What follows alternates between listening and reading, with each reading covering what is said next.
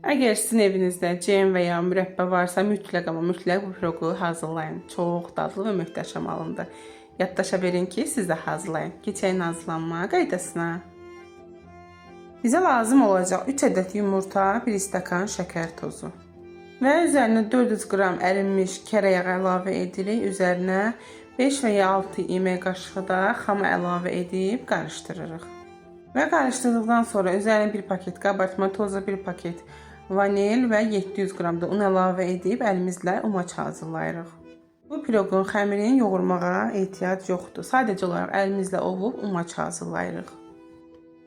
Umacı hazırladıktan sonra bir qəlbin içərisinə yağlı kağız əlavə edib və umacın yarı hissəsini içərisinə əlavə edib əlimizlə forma veririk. Və üzərinə cemi əlavə edirik. Mən əncir cemindən istifadə edirəm. Siz hər hansı bir cemi sevirsinizsə və ya mürəbbəni sevirsinizsə əlavə edə bilərsiniz. Və cemi yaydıqdan sonra üzərinə xırdalanmış qozu əlavə edirik.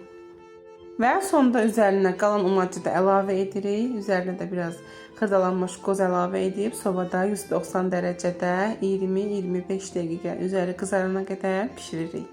Əminəm ki, siz də hazırlasaq çox bəyənəcəksiniz. Çayın yanında nuş eləmək üçün möhtəşəmdir. Mütləq siz də hazırlayın. Hazırlayan hər kəsə nuş olsun. Hələlik.